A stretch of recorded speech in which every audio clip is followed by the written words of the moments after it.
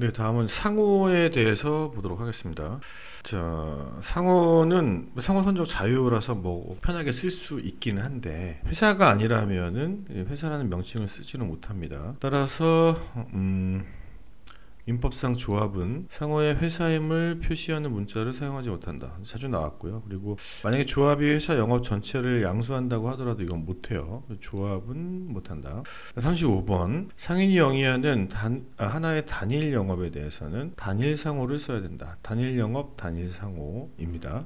근데 상인이 영위하는 이라고 되어 있죠. 근데 회사가 아니라면은 그러면 여러 개의 영업을 하면 여러 개의 상호를 쓸 수 있느냐? 그렇죠. 근데 회사는 여러 개의 영업을 해도 하나의 상호만을 써야 된다는 것을 기억하셔야 됩니다. 바로 밑에 있죠. 주식회사가 각기 독립된 수개의 영업을 하는 경우에 영업별로 다른 상호를 사용할 수 없다입니다. 회사는 여러 개의 상호를 쓰지 못한다. 그러니까 수개 영업, 수개 상호를 쓸 수 있는 것은 법인이 아닌 상인만이 가능하다. 그리고 얘네뿐만이 아니라 그 유한책임회사까지도 설립할 때 가등기 가능합니다. 설립하고자 할 때 등기소에 상호의 가등기를 신청할 수 있다. 이 유한책임회사는 새로 추가된 거죠. 이거는 추가된 거. 38번. 그리고 여기는 이제 회사가 라고 되어 있죠. 회사가 앞에는 이제 설립할 때 가등기는 회사 종류의 제한이 있잖아요. 근데 얘는 없어요. 얘는 없고 상호와 목적을 변경하고자 할 때는 회사 종류와 관계없이 전부 다 가등기가 가능합니다. 모든 회사가 가등기가 가능하다. 모든 회사가. 자, 그다음 39번 보겠습니다. 부정 목적으로 타인의 영업으로 오인될 수 있는 상호를 사용하는 자가 있는 경우 상호의 사용으로 인하여 손해를 받을 염려가 있는 자. 근데 이걸 입증을 해야 되거든요. 그러니까 부정 목적, 손해 염려 이런 것들이 요건이 됩니다. 이 두 개가.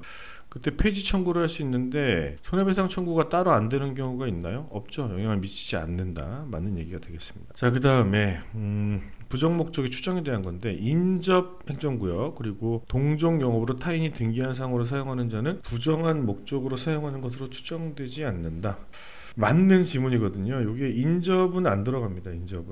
인접의 경우는 추정되지 않는다. 다만 중요한 것은 이제 동일행정구역 그리고 그러니까 이제 인접은 안 되니까 동일행정구역 동종영업 그리고 타인이 등기한 상호 등기상한은 이 부정 목적이 추정됨으로써 입증 책임이 전환되고 상호권이 강화되는 효과가 있습니다.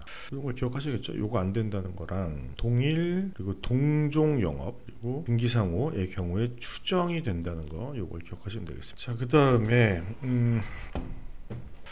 상호권 행사에 대한 지문인데요. 2007년부터 일지로 상가에서 북경반점이라는 상호로 영업을 하였으나 등기하지는 아니하였다. 등기 안 해도 상호권은 인정이 되죠. 08년 뒤에 을이 자기의 상호로 등기해서 영업을 사용하였다. 그러니까 후에 영업한 자가 등기했다고 하더라도 얘가 상호권을 행사할 수가 있죠. 등기 말소 청구권을 행사할 수 있다. 예, 맞는 얘기고 요거까지 행사할 수 있다는 게 중요합니다. 42번 등기상호의 경우에 등기 배척력에 관한 거 우리가 지금까지 본 거 23조고 얘는 22조인데 요건 상호 가 등기된 경우에 선등기자, 먼저 등기한 자가 후등기자를 상대로 등기의 말소를 서로서 청구할 수 있는 효력도 인정한 규정으로 본다. 이런 내용은 없거든요. 22조를 보시면은 등기할 수 없다라는 표현이 있는데 요거까지 해석상 판례가 인정을 하는 겁니다. 잘 나오고요. 그 다음 22조에 의해서 선등기자가 후등기자를 상대로 등기의 말소를 서로서 청구할 수 있는 효력이 미치는 범위는 동일한 상호에 한정된다.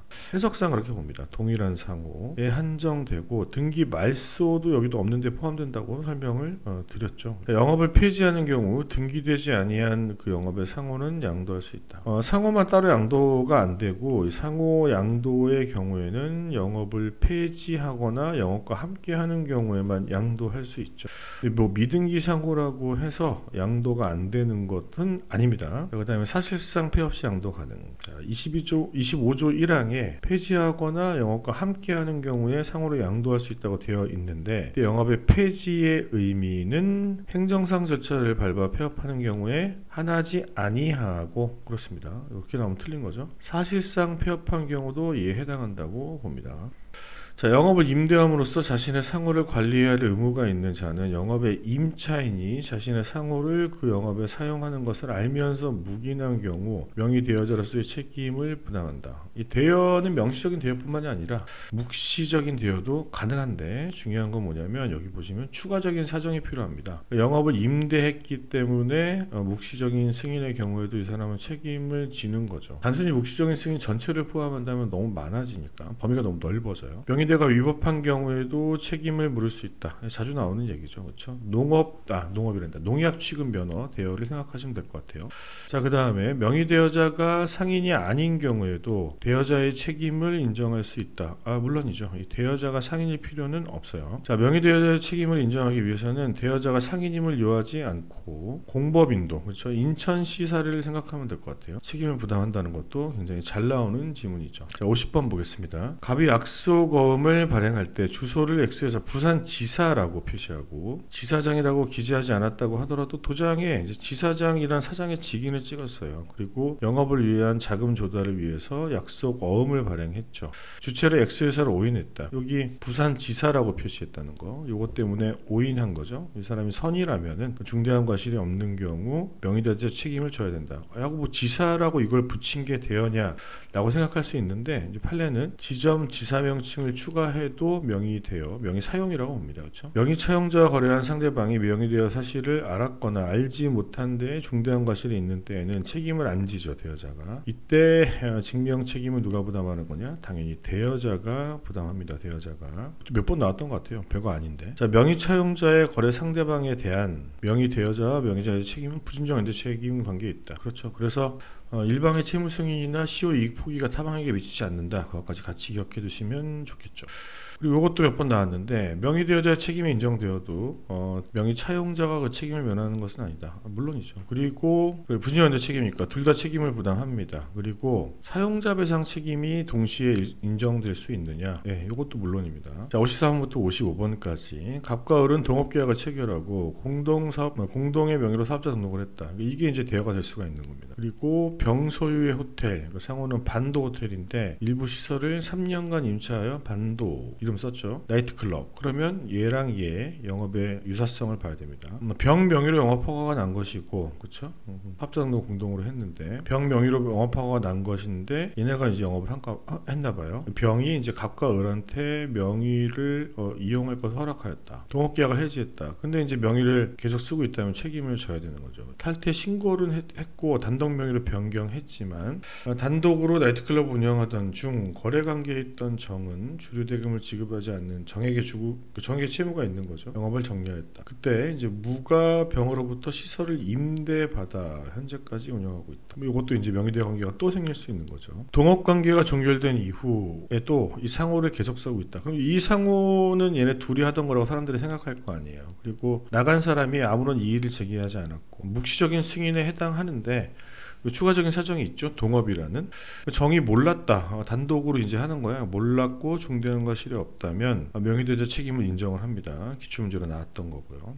갑과 병이 연대 책임을 부담한단 말이죠. 나이트클럽 운영하는 것으로 중대한 과실이 없이 믿은 경우 연대 책임을 부담하기 때문에 이런 일이 일어나는 거죠. 갑이 채무 승인을 한 경우에도 그것만으로는 시효가 중단되지 않는다. 그렇죠. 타방에게 미치지 않아요. 그 판례는 명의대여자가 호텔을 하고 차용자가 나이트클럽업을 한 경우에 명의대여자 책임을 인정한 바 있다.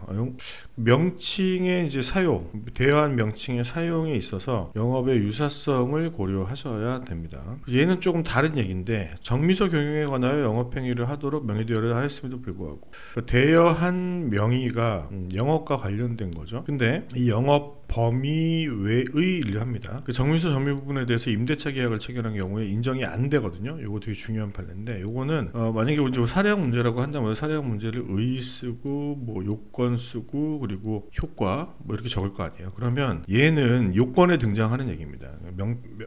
대여한 명의의 사용 여기 등장하는 얘기인데, 요거는 3번 말고 적용 범위에서 검토를 하셔야 되는 거예요. 자, 그리고 아까 얘기했던 거죠. 사용자 배상 책임도 부담한다는 거. 자, 상업등기 보겠습니다. 등기의무자가 등기할 사항을 등기한 경우에는 이 등기 신청권자가 해야 되는 거죠. 등기할 사항, 등기사항입니다. 아무거나 등기할 수는 없으니까요. 선의지삼자에게도 대항할 수 있지만, 물론입니다. 37조 1항을 얘기하는 거죠. 제3자가 정당한 사유로 인해서 알지 못한 때에는 그러하지 아니하다. 이건 2항. 법조문을 섞어서 그냥 같이 물어본 겁니다. 그리고 등기할 사항을 등기하지 아니하면 37조 1항이죠. 선의인 경우에 대항하지 못합니다. 그때 선의 제3자의 범위에 국가가 포함되느냐에 관련된 판례가 있는데 포함되지 않는다고 봅니다. 요거는 판례. 상업등기 일반적 효력. 일반적 효력이 37조 얘기하는 겁니다. 불법행위 등과 같은 비거래 관계에선 적용이 안 됩니다. 그리고 표현대표이사 제도와 같은 외관법리죠. 이 외관법리를 고려할 때에는 이건 등기하는 다른 차원의 표현 책임을 인정하는 것이어서 이걸 고려할 필요가 없다. 선생님도 알고 계시는 2차원설에 대한 얘기입니다. 우리가 표현대표이사 요건을 검토할 때 외관의 존재, 외관의 부여, 외관의 신뢰를 검토하잖아요. 이게 인정이 되면은 대표이사 아닌데도 책임을 져야 되는 거지 않습니까? 회사가 이 효과가 인정이 되죠. 그때 등기를 했는지를 우리가 고려하냐고요. 이건 고려하지 않습니다. 자, 법인 등기부에 이사감사로 등재가 되어 있다면 이게 등기 추정적 효력인데요. 일단 되어 있으면 정당한 절차에 의해서 선임된 것으로 추정됩니다. 그래서 입증 책임이 이 지위를 부정하는 사람들에게 넘어가죠.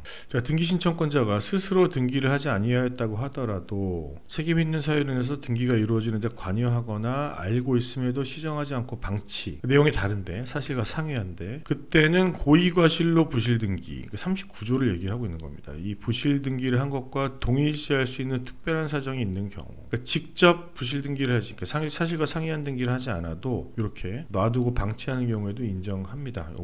책임 물을 수가 있죠. 맞는 얘기. 자, 그 다음에 주식회사 법인 등기의 경우에는 얘가 등기를 하는 것이 맞죠. 근데 요 표현 기억해 놓으세요. 등기 신청권자는 회사 자체입니다. 실제로는 얘가 하지만 대표이사니까 집행권자니까 대외적으로 얘가 대표권을 가지니까 하는 것이지만 취소되는 총회 결의에 의해서 이사로 선임된 대표이사 소급표가 있기 때문에 이사의 지위를 갖지 못하죠.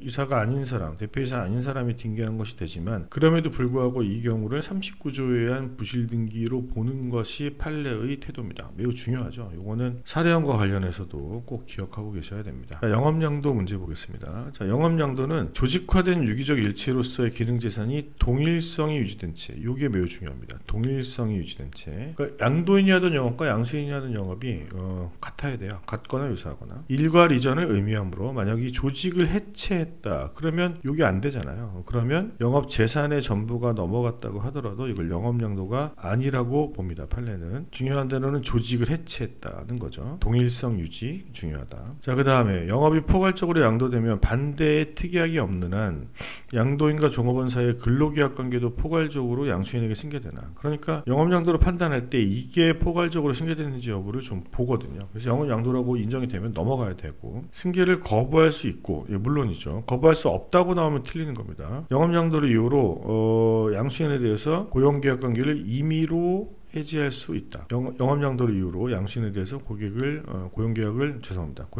임의로 해지할 수 있다. 누가? 근로자가. 물론 여러분 이 분쟁이 있는 경우는 좀 다릅니다. 계약을 체결하면서 인적 조직을 함께 포괄 승계받기로 약정한 경우 이것도 근로관계도 포괄적으로 승계되어야 한다. 물론 요거는 근로자를 보호하기 위한 거니까 얘가 거절할 수는 있겠죠. 근데 근무하다가 해고되고 근로자의 지위를 다투고 있어. 이것까지 승계되는 것은 아니라는 것을 꼭 기억하셔야 됩니다. 그리고 다음 문제. 상호 소경의 영업 양수인이 변제 책임을 지는 인수하지 않았는데 책임을 지는 거죠. 얘가 면책적 채무 인수가 없었는데 책임을 지는 겁니다. 이때 얘가 부담하는 제3자에 대한 채무는 영업으로 인한 채무면 되는 겁니다. 영업 양도 전에 양도인이 부담하고 있는 영업으로 인한 채무면 되는 거예요. 그 전에 발생한 것이면 족하고 양도 당시의 상호를 사용하는 동안에 발생한 채무에 하나는 것은 아니다. 그러니까 신상호를 양도했는데 얘는 구상호를 사용할 때의 채무예요. 그렇다고 하더라도 양도 전에 양도인이 부담하고 있는 채무와 같이 넘어가는 거예요. 이것도. 자, 그리고 비회사에 의해서 소경되는 명칭이 상호가 아닌 옥호나 영업표지인 때 상호라고 하고 있지만 얘네들도 포함된다고 보죠. 판례가. 그러니까 여러분들 사례형 문제 풀 때 상호가 아니야. 예를 들면 그 평생교육시설이 있었죠. 서울종합예술원이었나? 근데 그건 상호가 아니란 말이에요. 그거는 이제 시설 명칭이거든. 그런 경우에도 이걸 소경으로 본다는 얘기를 하셔야 돼요. 그냥 그게 당연히 상호를 소경한다 이렇게 언급하시면 안 된다. 42조의 1항의 유추적용에 의해서 유추적용이라고 하잖아요. 상호를 쓰지 않았지만 채무를 부담한다고 봅니다. 매우 중요한 판례고요.